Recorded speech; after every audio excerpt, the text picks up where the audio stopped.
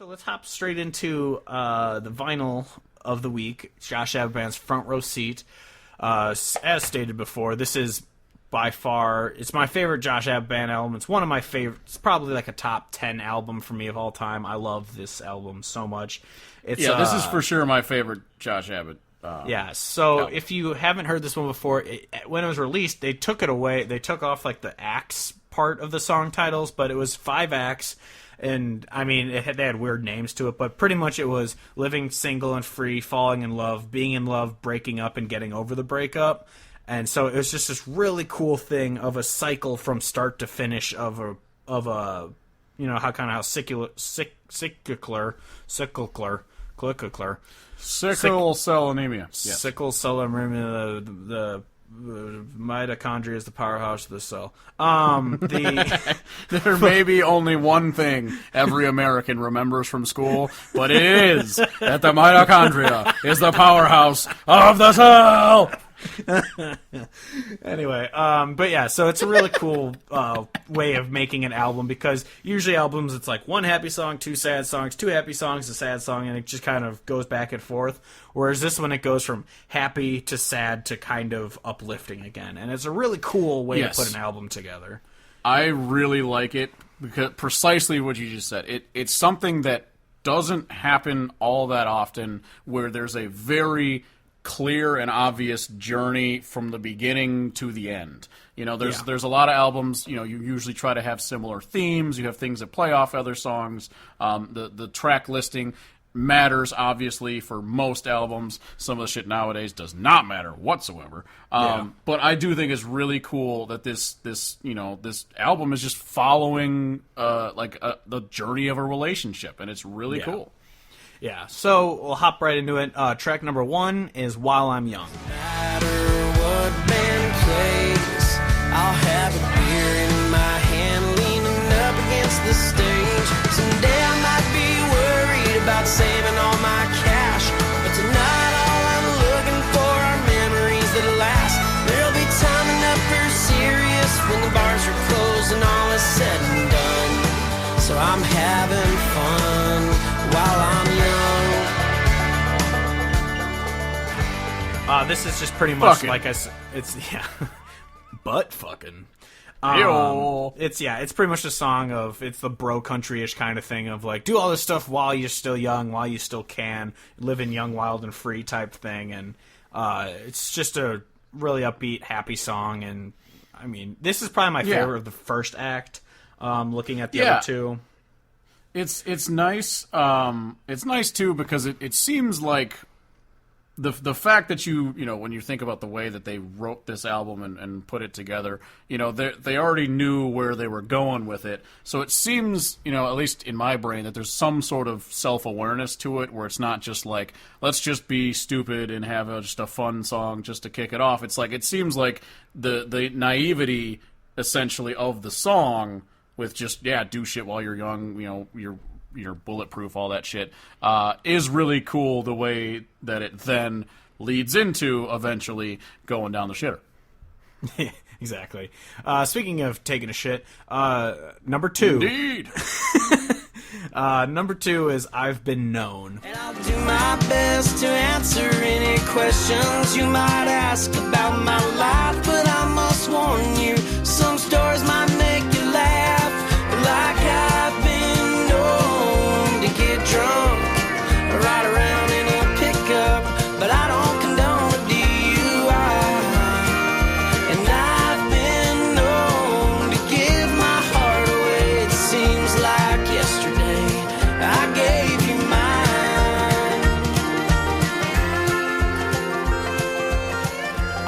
This one I find kind of ironic because he has the line of like, I don't condone a cheat or lie, and he cheated on his wife and now married to he his... for sure did.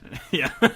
But the song itself, I do like it because it's like this thing of, like, I've been known to get drunk and do a little, you know, driving around or whatever, but I don't condone a DUI. So it's like this thing of kind of like, I've done my fuck-ups, but I don't condone any of it. I don't want you to live that kind of thing, but at the same time, I've been known to be kind of a screw-up and, you know, again, the young, wild, and free type bullshit. And, it's a fun one for sure. Yeah. And clever. Yeah. Track number 3, Live It While You Got It. Said to take a left, we got a story to write, and it ain't pennies that are going in the fountain tonight. I'm looking all around, she said nobody knows. You're gonna wanna start taking off your clothes, and I'll never forget the way she said, you gotta live it while you got it. You gotta live it while you got it. Don't be afraid at the end of the day. You gotta live it while you got it.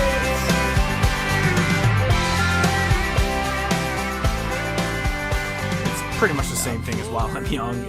These songs are all kind of synonymous with each other. Yeah, it's kind of unnecessary to have all of them, except for if they were just like, we gotta make sure there's enough before so that it looks balanced. But yeah, it's kind of redundant. Yeah, it's a little redundant. We don't mean to be speeding through this, but we're gonna have more to say with the later songs for sure. Yeah, because I fucking love them. Yes. Speaking of which, getting to the first one that I really love is number 4, Wasn't That Drunk. I know we were laughing, saying whatever happened. We can blame it on the wine when the sun comes up. If you're thinking it's because we were drinking, well, that don't mean that it don't mean much, 'cause it did, and it does. The truth of it is, I wasn't that drunk. This one obviously features Carly Pearce, who we have talked about many times, even though she's definitely gone down that pop country artist route. But Yeah, well, she definitely started she got off doing stuff married like to this. fucking Tribal Tattoo Man, and Oh, are they married now? I saw that they were dating a long time ago, I think they are. but I don't know or care. So To be, no, that's exactly where I'm at. Where it's like, I want to say I saw some picture where they were just like married and stuff. I mean, it's possible. I stopped following Carly Pearce on Instagram like a year and a half ago because her shit got annoying. But Smart. But this song itself, getting into that, not Tribal Tattoo Man, it's a cool song about like this. Oh, we only did this because we were wasted last night. We made the mistake of doing this, and then both of them are just like, yeah, but I wasn't that drunk when we did that. Like, I really wanted to. It wasn't the booze talking. I wanted to be with you, and it's kind of this cool like meet together at a party, but blame it on the alcohol. But it's really not the alcohol's fault. It's you're actually falling in love. The you can just blame it on that to try to you're guarding yourself from the like, if they weren't, if the I care about them, but if they don't actually care about me, just blame it on the booze. I don't really care. But then it turns out both of them are like, no, I care, and I wanted to do this, and so that's for sure. That's pretty neat because I think about too, the other Josh Abbott Band with Casey Musgraves. Tonight. Yeah, I think of it kind of like that, where they're both thinking the same thing, but they don't necessarily say it to each other until shit happens. Yeah, and what's his nuts? Earl Dibbles is in that music video too. Yeah, I mean it's the guy who plays him, whatever that dude's name is, Granger. That's one. He's in that music video for that one. But yes. Now, yeah, this one was the one that introduced us to Carly Pearce. Because I remember we were like screaming her name. We were like praising her when this came out, and then because every after little thing came out. Every little thing, and that was the only shit I heard. And I was like, all right, that's amazing. Yeah, and then she did Hide the Wine, which is actually I don't mind Hide the Wine, but like it just went. No, it's just the general trend, When I have you established in my brain as a person who absolutely excels at slower songs, and then you just kind of abandon that completely, it's like, well, fuck. Yeah, well, and then also because she gained kind of her notoriety from being a bluegrass singer. Like, she would sing at Dolly World or whatever at, like, bluegrass. And then suddenly she's just like, nah, I'm gonna do what they want me to do instead. But have you heard of tribal tattoos? That is true. I need to get a tribal tattoo, and then I'll be successful. And then you'll be cool. And then we'll have listeners. Is that why no one listens? I don't have a tribal tattoo. It's not coming through on the microphone. Yeah, everyone's very aware. There's like, that dude doesn't have tribal tats. Click. Fuck me. Anyway, next is number 5, Kiss You Good. I don't wanna be your walk of shame. Forget your name, the one you hate. Makes you say no next time. I just wanna kiss you good tonight. I just wanna show you that I just wanna kiss you good, but I don't wanna kiss you good. Kiss you good, kiss you good night.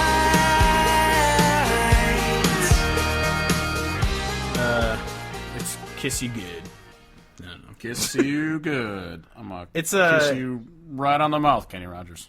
Yeah, it's just another love song of just like I'm gonna butt fuck you. I don't know. It's a fine enough song. This is definitely a mid-album one that I'm just like, oh, that's cool. Next.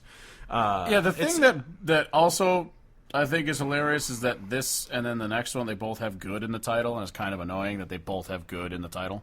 And I'm pretty sure these two sound similar instrumentally, so I get confused. I think the same song's playing twice in a row, but it's not. But yeah, the next one, speaking of which, is If It Makes You Feel Good. You got the moonlight rocking in your eyes tonight. Don't start stopping 'cause it feels so right. There's a sweet kiss falling off the edge of your lips. Hot as any summer night's ever gonna get. Go on. It makes you feel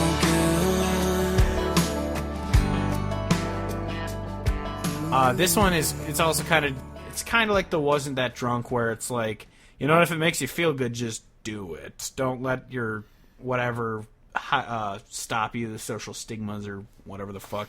Just do what makes you feel good. If it makes you feel good, I'm gonna kiss you good.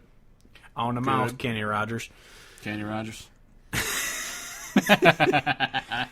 But yeah, it's a falling in love song, which is what these three were. It's the act 2 of the falling in love part of a relationship, and for that, like, I don't think these songs are very deep. But I mean, other than Wasn't That Drunk's not that deep. But other than that, they're not meant to be super deep. They're just love songs, and I think they get it across that that's what they are. But absolutely.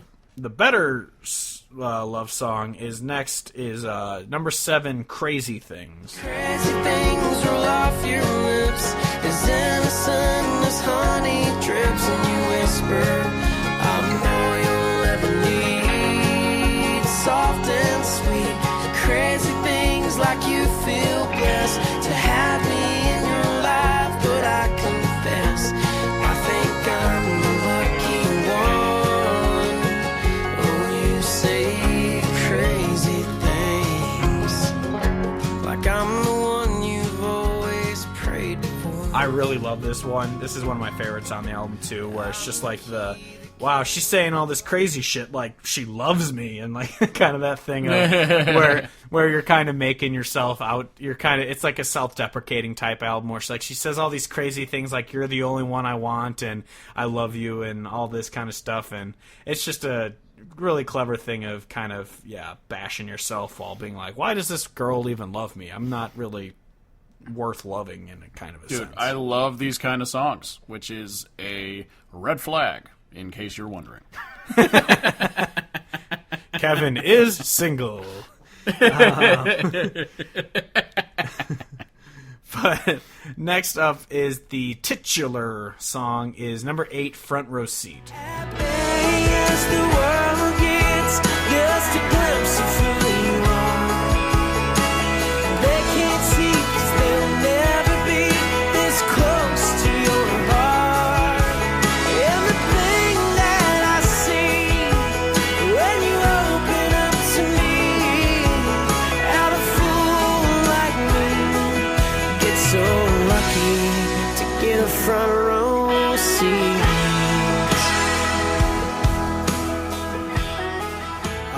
Tell you what, do love this titty song.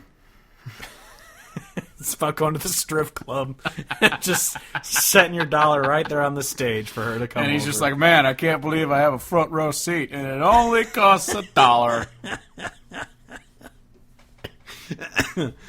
But in reality, it's not about strip clubs. It's about Unfortunately, peep shows. No, it's actually about peeping on your neighbors. No, okay. I actually do really looking love through the this song. fence hole. This is one of them. I would say outside of the sad songs throughout the back half. Yeah. This is probably the one I listen to the most as far as the happy songs. Because I also don't listen to happy songs all that much, but I absolutely love this song. I think it sounds really good, the way that he goes through the chorus.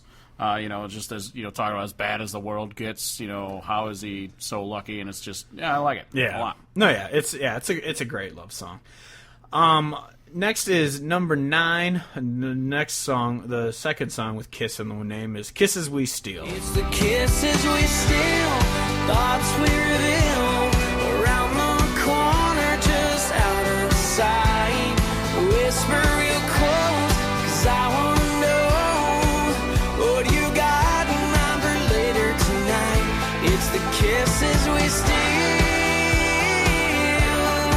setting fire to a secret fever. Kisses we steal, make me want you so much deeper. The kisses we steal. This is Kiss another. you, steal good, kiss good, steal good. If it good, makes kiss you good. feel good that you kiss the steals good. But yeah, Is this it is good? just a. Is it This good is one of for the- you? This is definitely one of those upbeat, like super quick love songs of like, not. I don't know how to describe it. Like a not sitting still, like getting in the car and driving fast with your woman type songs, where it's just like about this really with your woman. Like it's just one of those really quick upbeat songs about being in love, like pedal to the floor type, love song type thing. And it's a good one. It's another one I don't listen to too much, but there aren't really any bad songs on this album, I don't think. There's just kind of ones that are like, that's fine. Yeah, and it's a really good. It's a great album to just let it flow through. If you were trying to just pick random songs here and there, it doesn't have as much listenability. But yeah, it's not like there's anything bad. It's just nice to let them just fucking flow. Yeah, but speaking of bad, we get into no, actually. Wait, let's see. We're in Act 4 now. Is number 10, Born to Break Your Heart. Some battles you can fight forever, some end before they start. Some lovers find a way together and some just fall apart. Don't think it doesn't hurt me to leave you in the dark. It ain't your fault. I might have been born to break your heart. This is where they start, just each song is phenomenal. Yes. And I love this one where it's just like, this is where the decline in the breakup starts happening, where it's just like, I don't know what's wrong with me, but I feel like I was just born to break your heart. Like, I'm born to fuck up. I'm not, this isn't going to work because I'm just a major fuck up. And yeah, because it's not even like... it's not even like he's saying like I don't love you anymore, and I'm just I'm better with what he's just like. It almost feels like an inevitability, which is a really cool way to look at it, I think. Mm-hmm. Which is a very pessimistic view, but it's it's my favorite view. Yeah, America. Next up is 11, Ghosts. Say you already know. Oh, you say you already know. Do you really want to watch this man drown and go? Oh, you say I'll be alright. I gotta learn to live my life, but I can barely stand my own sight. And you say you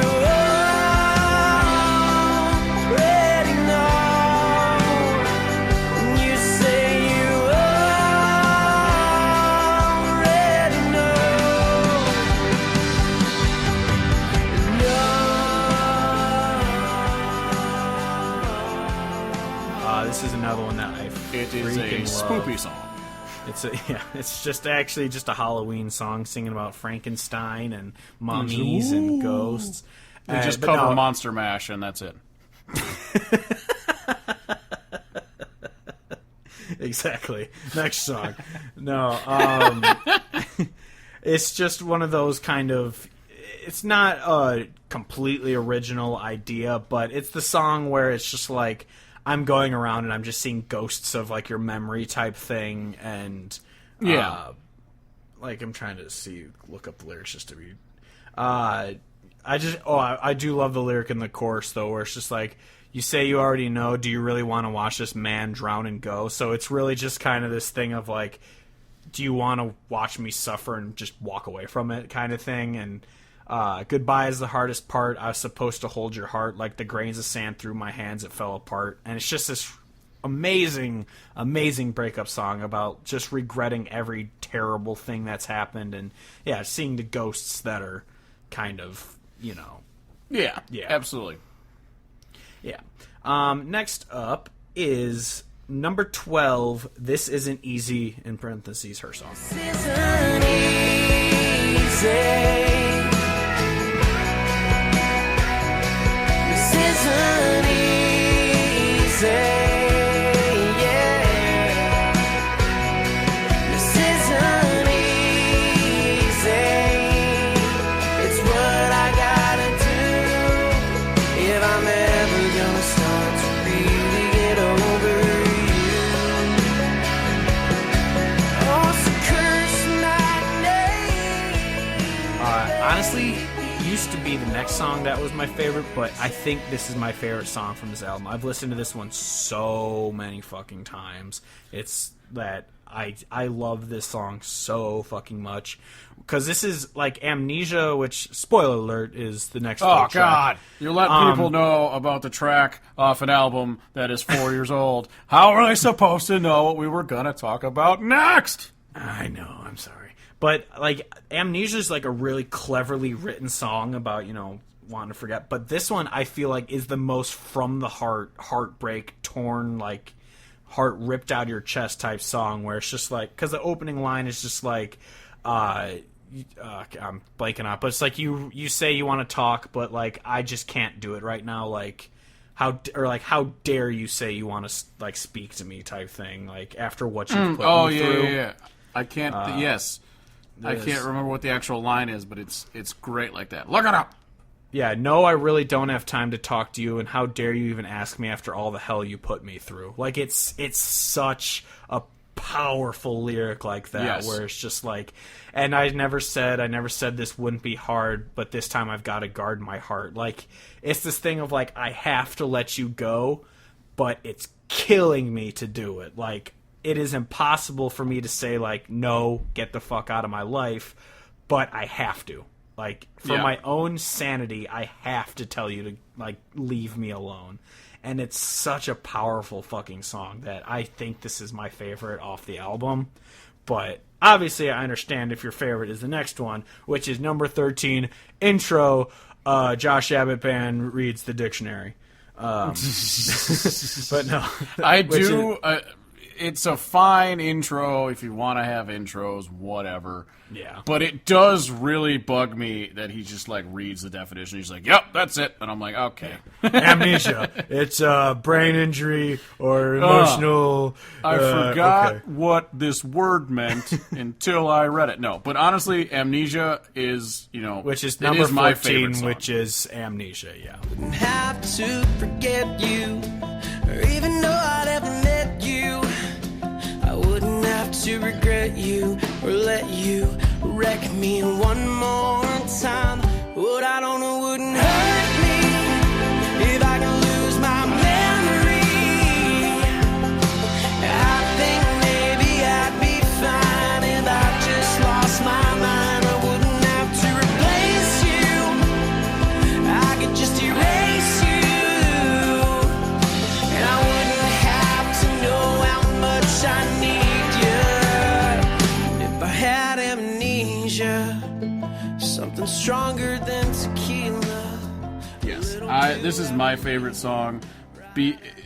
it's so relatable the way that he, because the prevailing thing in society is, it's better to have loved and lost than to never love at all. But this is like, bro, this sucks so hard. I honestly wish I have no memory of this. Like, I don't care how good it was. I am hurting so bad because of this that I'd rather just it never have existed. And it's such a crazy thing to think about, especially because of the fact you think about, how long a relationship could be and how many great times there were.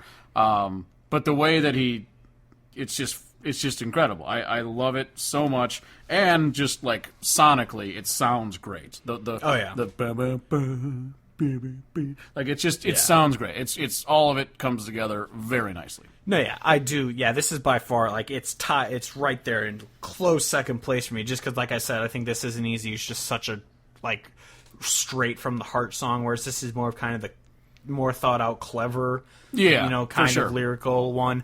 But I do love this one where it's just like, I don't fucking care what people are saying. I just want to forget this ever happened. I don't want to remember anything about you. I want all of this gone. And that's another very powerful sentiment of not like, I don't want to move on. I want this part of my life gone from my memory. Exactly. Because if any part of this remains, I don't know if I'll ever be able to get over it. And it's just like, damn. Yeah, exactly. No, yeah, it's phenomenal. The next two are ones I don't know that well, but number 15 is Autumn. Tomorrow she'll be leaving. She can't take it here no more. She's never cared much for November, and she will not be ignored. In search of a beholder, she's beautiful despite her flaws. Turning a new leaf over, autumn's changing the fall. I just know that he says the autumn's turned into fall. It's about shit changing and getting over things, and so I think the idea of autumn is, the shit dies so that it can be reborn later, and so I think that's kind of the gist. And then the same with 16, Anonymity. I think it's just kind of like accepting that you're now like no longer part of her life, and she's no longer part of his. I think. But I have not listened to it anymore. it's about her. Like, so the lyric, the end of the lyric is, in search of a beholder, she's beautiful despite her flaws, turning a new leaf over, autumn's changing to fall. So yeah, it's this whole thing of, by tomorrow she'll be leaving, she can't take it here no more, she never cared much for November, and she will not be annoyed. Like, it's, this whole thing of moving on and just, turning a new leaf is pretty much the base of the song. It's the getting over the person and just being like, I'm done with this, I'm moving on type song, and it's a good one. Absolutely. Next up is the final track, Anonymity. The breeze plays with her hair, and the sun flirts, persuading her in her skirts.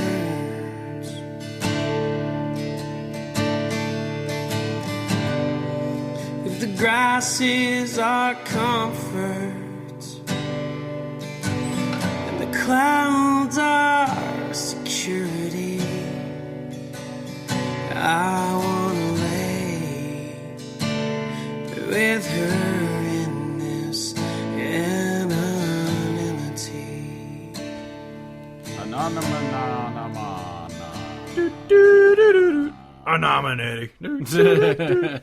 Anonymity.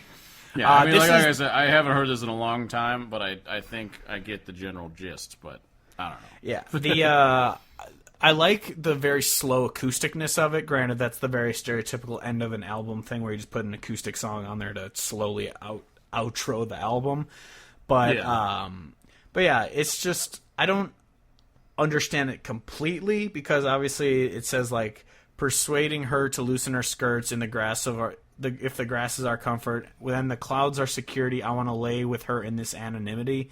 Like, I don't get what the Lang and Anonymity thing means. Because he wants to plow, then get the fuck out of there. Yeah, this is definitely one of those very, like, if you were to read it, it would just be a poem type songs where it might not, like, listening to the lyrics, you might not be like, oh, I completely understand the story of this, but it's a beautiful song. It's a nice acoustic jam about, obviously it's in the final act, so it's about the moving on and being your own person again type thing. And yeah, it's a nice way to end the album, nice slow acoustic jam, but yeah I enjoy it. And so it's a good. I mean, it's a good album. Just fucking. No, yeah, like we said, album. Yeah, like we said, start to finish, this album is just a phenomenal listen. Just going from the happy to the love to the sad to the what the fuck am I doing with my life to like the fuck it, I'm getting over it type thing. And it's because it's obviously, if you've ever been in a relationship, you have felt all 5 acts of this song. Hopefully you make it to Act 5. But some people get stuck in that Act 4, and that ain't good. But yeah, I don't know what else to say about it. It's one of my favorite albums from 2015. Obviously, some of these songs hit home when breakups and shit were happening, but I just love this album, and that's why I was like, fuck it, let's just talk about an album I know, and it's a great one, and it's one that I haven't listened to in a little while, and now I really want to. So that's cool. Yeah, I jammed to it at work today. I was just like, God, I forgot how fucking good this album is.